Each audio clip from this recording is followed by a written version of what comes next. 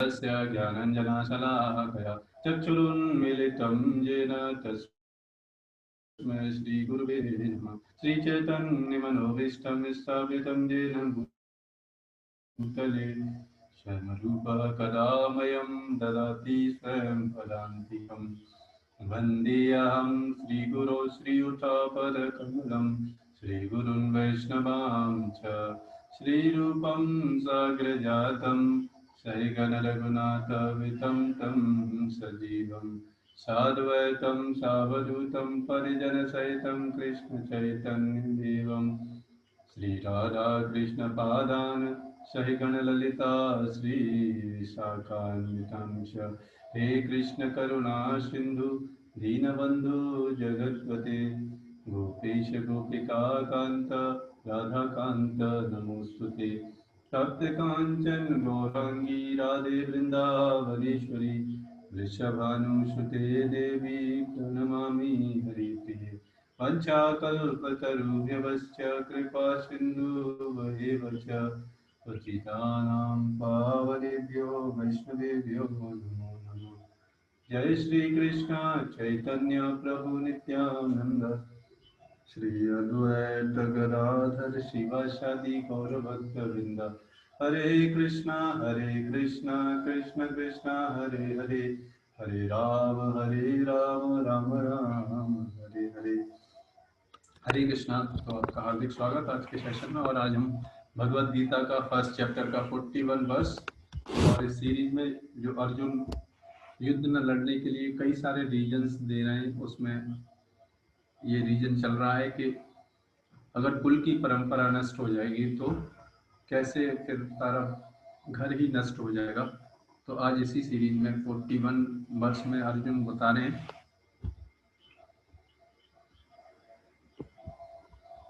क्या बता रहे हैं? शंकरो नरकायेव कुलघनानाकुलस्य च पतन्ति पितरो ह्येषां लुप्तपिंडो उदक्रिया। अवांछित संतानों की वृद्धि से निश्चित ही परिवार के लिए तथा पारिवारिक परंपरा को विनष्ट करने वालों के लिए नारकीय जीवन उत्पन्न होता है। ऐसे पतित कुलों के पुरखे यानी पितर लोग गिर जाते हैं क्योंकि उन्हें जल तथा पिंड दान देने की क्रियाएं समाप्त हो जाती है। तो इसमें आज हम डिस्कस करेंगे कि पर्पस बिहाइंड द श्राद्ध सेरेमनी। आप देखेंगे कुछ दिन पहले ये निकला है। अब जो इंडिया में तो सबको पता रहता है, एक महीना ही आता है जिसमें अपने जो पहले के पूर्वज हैं जो उनके लिए कुछ खाने की व्यवस्था की जाती है। उसके पीछे पर्पस क्या होता है, क्यों इतना हमारे वैदिक स्क्रिप्चर्स इतने महान है, फिर उसमें इस तरीके की चीजें क्यों हैं, तो उसके पीछे बहुत इम्पोर्टेंट पर्पस हैं जो हमको आजकल पता नहीं है। तो इसलिए हमको कोई भी लोग मूर्ख बना देता है नहीं। तो ये हमको पता होना चाहिए किस पर्पस के पीछे, बहुत बड़ा पर्पस है इसके पीछे ये करना। तो यहाँ पर आता है कि अवांछित, और अर्जुन क्या रीजन दे रहे हैं? अर्जुन बोल रहे हैं कि देखो अधर्म, अगर हमारे घर में जो ऐसे पुरुष नहीं रहेंगे या ऐसे सदस्य नहीं होंगे जिनको ये आध्यात्मिक ज्ञान नहीं है ना, तो फिर क्या होगा? हमारे घर में क्या कल्चर हो जाएगा? अधार्मिक कल्चर हो जाएगा। फिर क्या होगा? उसकी वजह से अवांछित संतानें उत्पन्न होंगी और उनकी वजह से क्या होगा? कोई कल्चर नहीं रहेगा। अवांछित संतानें क्या करेंगी? अपने मन में जो भी आएगा वो करेंगे। उसकी वजह से क्या होगा? जो पूर्वज लोग हैं उनको जो जो जो सेरेमनी की जाती है, उनके लिए जो संस्कार किया जाता है वो नहीं रहेगा, जिसकी वजह से क्या होगा? वो उस सेरेमनी की वजह से द्वारा भगवत धाम में स्पिरिचुअलिटी में अपलिफ्ट हो सकते हैं, है ना। कहने मतलब अगर हम यहाँ पर उनके लिए कुछ करेंगे तो वो स्पिरिचुअलिटी में अपलिफ्ट हो सकते हैं। इस पर्पस से ये किया जाता था।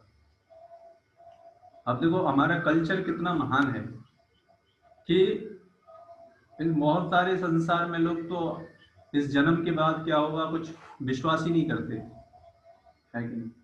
उन्हें क्या लगता है कि ये शरीर ही सब कुछ है और इसके साथ सब कुछ खत्म, सारा एग्जिस्टेंस खत्म, है नहीं। तो उनका भ्रम है कि नहीं। रियलिटी तो शास्त्रों में बताई गई है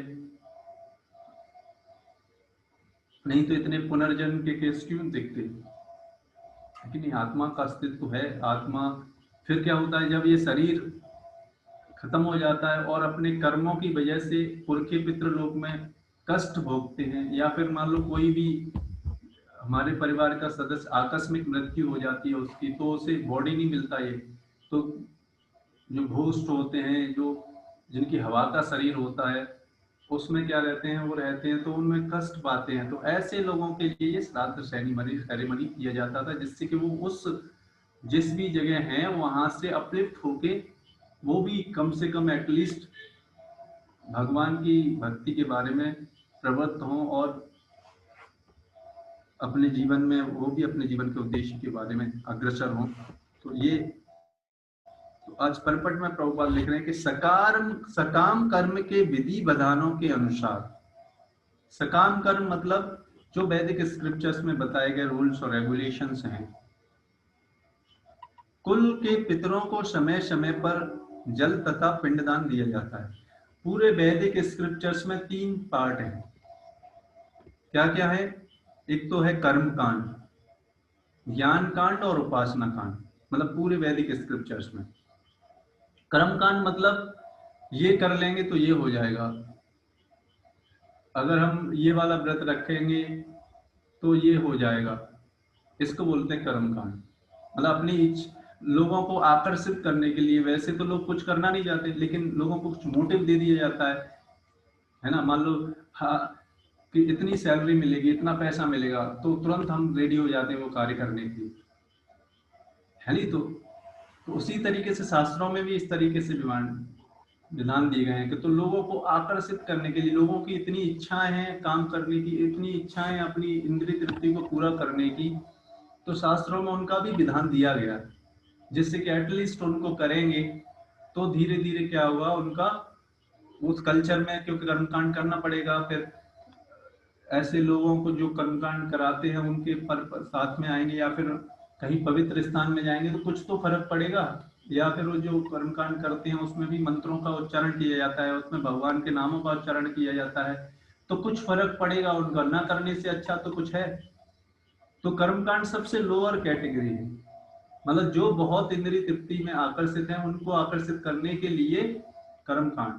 उससे ऊपर है ज्ञान कांड, मतलब ज्ञान दिया गया है शास्त्रों में, हमारे जीवन के बारे में दिया गया। और सबसे ऊपर है उपासना कांड, मतलब भक्ति के द्वारा भगवान की सेवा करना, इसको बोलते हैं उपासना कांड।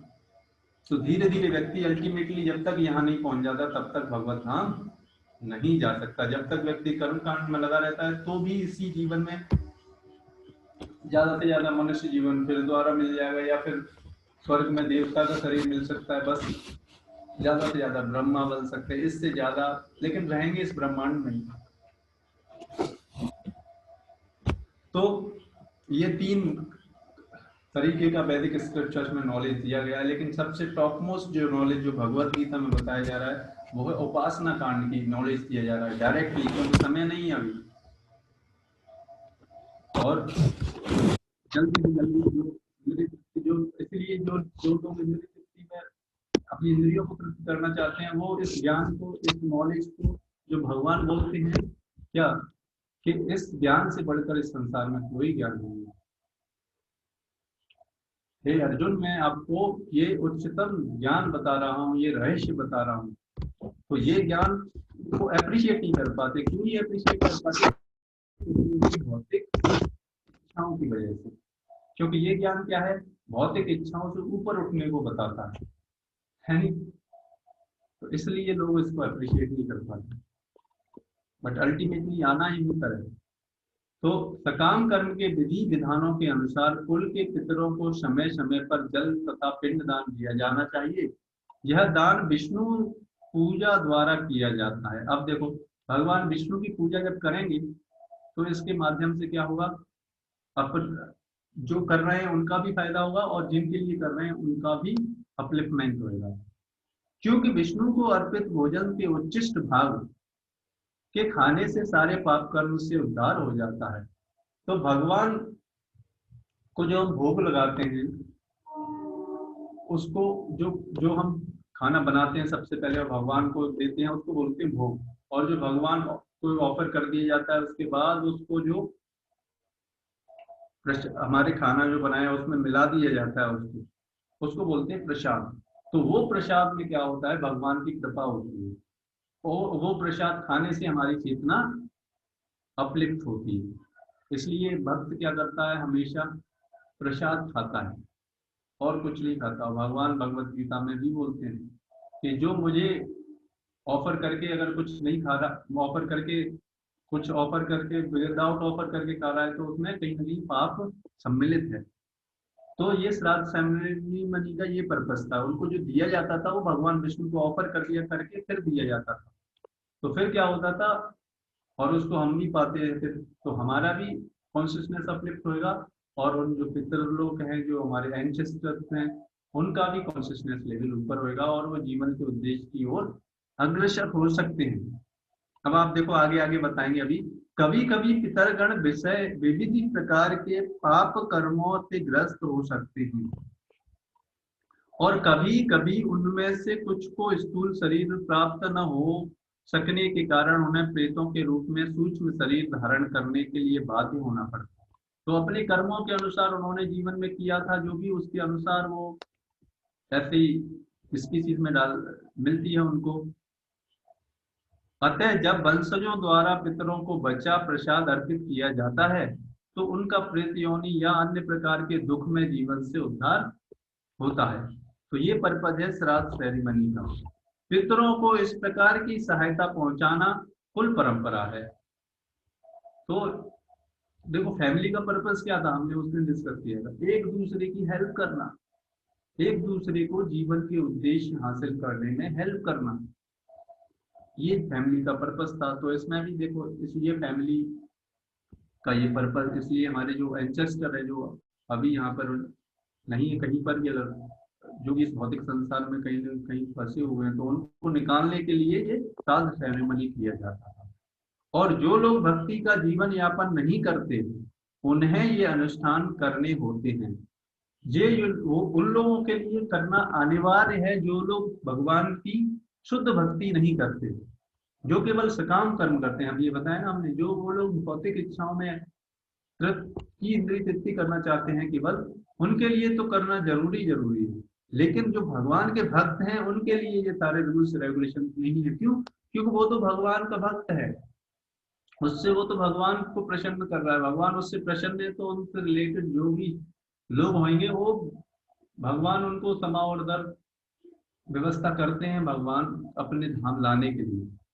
प्रहलाद महाराज जब बोलते हैं उनको, ध्रुव ध्रुव महाराज बोलते हैं, हाँ प्रहलाद महाराज बोलते हैं कि अब मेरे पिताजी का उद्धार कर दीजिए। तो भगवान कृष्ण बोलते हैं, नरसिंह भगवान जब अवतार लेते हैं कि आप केवल एक व्यक्ति की बात कर रहे हैं, मैं अपने भक्त की 21 पीढ़ियों को उद्धार कर देता हूँ, आप सोचो। इसीलिए उन्होंने प्रहलाद महाराज के वंशज में फिर बलि महाराज थे, ये सब थे, तो उन सबका देखो उद्धार किया भगवान ने। तो ये भगवान का भक्त होना कितना उच्चतम बात है। इसलिए भागवतम में इसके बारे में बताया गया, भगवान का भक्त होता है उसके लिए कोई ऋण नहीं होता इस संसार में। नहीं तो बहुत सारे लोगों को टैक्स देना पड़ता है ना, ये जैसे गवर्नमेंट को पानी का टैक्स, बिजली का टैक्स, ये सब देना लगे ना, ऋण है इसलिए टैक्स देना पड़ता है। तो गवर्नमेंट की फैसिलिटी हम ले रहे हैं तो टैक्स देना पड़ता है। उसी तरीके से हम देवी देवताओं द्वारा जो फैसिलिटी भगवान के की गवर्नमेंट में जो भगवान ने नियुक्त किए हैं इन देवी देवताओं को, तो वो उस डिपार्टमेंट के हेड हैं, तो वो जो भी चीज सप्लाई करते हैं तो उनके भी हम ऋणी रहते हैं। तो भागवतम में बताया गया है कि भक्तों का कोई ऋण नहीं होता। क्यों? क्योंकि वो भगवान की डायरेक्टली सेवा कर रहे हैं, इसलिए उनका कोई ऋण नहीं होता। केवल किन का ऋण रहता है? जो केवल अपनी इंद्रिय तृप्ति के लिए, अपनी भौतिक इच्छाओं को पूरा करने के लिए ही जीवन बिताते हैं। और ये भागवतम के 11वें स्कंद के 5वें अध्याय के 41वें श्लोक में, मतलब 11वें कैंटो 5th चैप्टर और 41 वर्ष में बताते हैं, देवर्षि भूताप्त नृणाम पितृणाम न किंकरो नायम रणीं च राजन् सर्वात्मनाय शरणं शरण्यं गतो मुकुंदं परिहृत्य कर्तम्।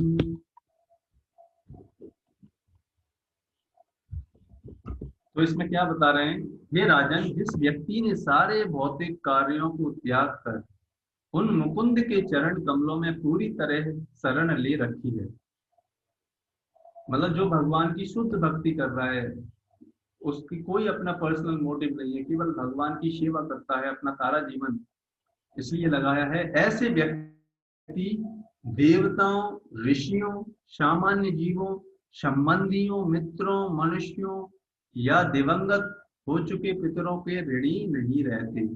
मतलब उनको इस संसार के ना तो माता पिता किसी का ऋण नहीं है उनके लिए। क्यों? क्योंकि उन्होंने सारा जीवन किनको दे रखा है, भगवान मुकुंद को। क्योंकि इन सभी ऋणियों के लिए के जीव भगवान के ही विभिन्न अंश हैं। अतः जिसने भगवान की सेवा में अपने को समर्पित कर दिया है, उसे ऐसे व्यक्तियों की अलग से सेवा करने की आवश्यकता नहीं रह जाती। इसलिए उसके लिए अलग से कुछ भी करना का विधान नहीं है। क्यों? क्योंकि वो इस स्तर पर आ गया है कि वो भगवान को की अल्टीमेटली प्रेममय सेवा करता है। तो इस स्थिति में जब व्यक्ति, तो इसलिए बताया जाता है कि जो हम भगवान की शुद्ध भक्ति जो करते हैं उनके लिए कोई ऋण नहीं रहता। आप देखो, नहीं तो कर्माकांडी लोगों को करते करते पूरा जीवन बीत जाता है, करते रहते हैं, लेकिन केवल केवल ये भगवत गीता हम पढ़ें, भगवान के नामों का जप करें, इससे क्या होगा, हमारा हृदय शुद्ध होता है, हमारे हृदय में जो भौतिक इच्छाएं वो खत्म होती हैं, जिससे कि जब तक हमारे हृदय में भौतिक इच्छाएं रहेंगी तब तक हम भगवान की शुद्ध प्रेमा भक्ति सेवा नहीं कर सकते। इसलिए ये हरे कृष्णा महामंत्र क्या करता है, हमारे हृदय को सफाई करता है, हमारे हृदय में जो भौतिक इच्छाएं हैं या अनवांटेड डिजायर्स हैं उनको क्या करता है, उनकी धुलाई करता है। धीरे धीरे करके क्या होता है, ये इच्छाएं हमारे, ये जो अनवांटेड डिजायर्स हैं वो खत्म होती जाती हैं, और भगवान की सेवा के लिए, भगवान को प्रसन्न करने के लिए इच्छाएं बढ़ती जाती हैं। और फिर क्या रहता है, फिर इस संसार में उसके लिए कोई ऋण नहीं रह जाता। तो ये पर्पस था। पर्पस देखो, सेरेमनी का पर्पस क्या था, एंसेस्टर को उद्धार करना। तो भगवान का अगर भक्त बन गया कोई व्यक्ति, तो फिर ऑटोमेटिकली उनका उद्धार हो ही जाएगा। आप देखो, मतलब एक व्यक्ति के भक्त बनने से कितने लोगों का बेनिफिट होगा है। इसलिए केवल अपने स्वार्थ के लिए सोचें कि हम भक्त बन जाए, है नहीं। तो ये था कि कितना महिमा है या कितना साइंटिफिक चीजें हैं हमारे शास्त्रों में, जिनको क्योंकि हम समझ नहीं पाते, इसलिए लोग लोग इनको अप्रिशिएट नहीं कर पाते, इन शास्त्रों की नॉलेज को। और अभी करेंटली क्या हो गया है, मॉडर्न जो लोग, वेस्टर्न लोगों ने जब आए यहाँ पर, और जब उन्होंने यहाँ पर आके संस्कृत लैंग्वेज को सीखा, और केवल संस्कृत लैंग्वेज सीखने से शास्त्रों को नहीं समझा जा सकता। केवल भगवान का भक्त जब तक कोई नहीं बनेगा तब तक शास्त्रों को नहीं समझा जा सकता। केवल लैंग्वेज का एक्सपर्ट बनने से नहीं समझा जाता कुछ, है ना। तो इसलिए भगवान का भक्त जो व्यक्ति बनता है वो समझता है शास्त्रों को। ऐसे व्यक्ति के माध्यम से अगर हम शास्त्रों को समझेंगे तो असली रहस्य, उसमें छुपी हुई चीजें हम समझ पाएंगे, उनके पीछे क्या उद्देश्य है, उनके असली उद्देश्यों को समझ पाएंगे, तब हम उनको अप्रिशिएट कर पाएंगे। इसलिए जब जो अंग्रेज लोग आए थे, उन्होंने इन स्क्रिप्चर्स को ट्रांसलेट किया तो उनको अप्रिशिएट नहीं कर पाए। उनके लिए ये स्क्रिप्चर्स क्या थे, माइथोलॉजी की तरह थे। वो उन्होंने क्या बोल दिया कि these are the mythology, but these are not the mythology, these are the facts. But लोगों को पता नहीं उसके पीछे रहस्य, तो लोग उनको लगता है माइथोलॉजी, है कि नहीं। तो ये था आज के इस प्रसंग में। और कलयुग के लक्षणों के बारे में आज हम भागवतम के बारे में स्कंद के दूसरे अध्याय का 10वां श्लोक ले रहे हैं, और इसमें बता रहे हैं सुखदेव गोस्वामी आगे और भी कि शीतवाता तप प्रावं हिमेरन्योत्य प्रजा क्षिप्तं व्याधिभिश्चैव संतप्स्यन्ते च चिन्तया। और आने वाले आगे समय में क्या होगा, जनता को शीत, बात, तपन, वर्षा तथा हिम, मतलब ज्यादा से ज्यादा, जैसे जैसे कलयुग बढ़ेगा ज्यादा ज्यादा सर्दी पड़ेगी, गर्मी भी ज्यादा पड़ेगी, वर्षा भी ज्यादा ज्यादा, मतलब हर चीज ज्यादा ज्यादा होता जाएगा। और लोगों की गुणों की गुणवत्ता में कमी होती जाएगी, मतलब अधिक सर्दी बढ़ेगी। पर क्यों? क्योंकि लोग क्या होंगे, इस प्रकृति का दोहन करने लगेंगे, एक्सप्लॉयटेशन करने लगेंगे। हद से ज्यादा जब प्रकृति का एक्सप्लॉयटेशन होने लगता है तो फिर क्या होता है, प्रकृति में डिसबैलेंस होने लगता है। इसलिए तो आप देखेंगे बड़े बड़े बोल रहे हैं, ऑयल क्राइसिस, एनवायरनमेंट का कितने पॉल्यूशन की वजह से क्राइसिस आ रहा है सारे, ग्लोबल वार्मिंग, ये क्यों आ रहा है? इसकी वजह से, क्योंकि हम प्रकृति का अननेसेसरी शोषण कर रहे हैं। तो इसकी वजह से क्या होगा, और कलयुग में लोग ऐसे होंगे, उनको जीवन को उद्देश्य का ध्यान नहीं होगा, तो उनके मन में जो भी आएगा वो करेंगे। उसकी वजह से फिर क्या होगा, सारी जनता को उसका भुगतान भोगना पड़ेगा। जनता को शीत, बात, तपन, वर्षा तथा हिम से अत्यधिक कष्ट उठाना पड़ेगा।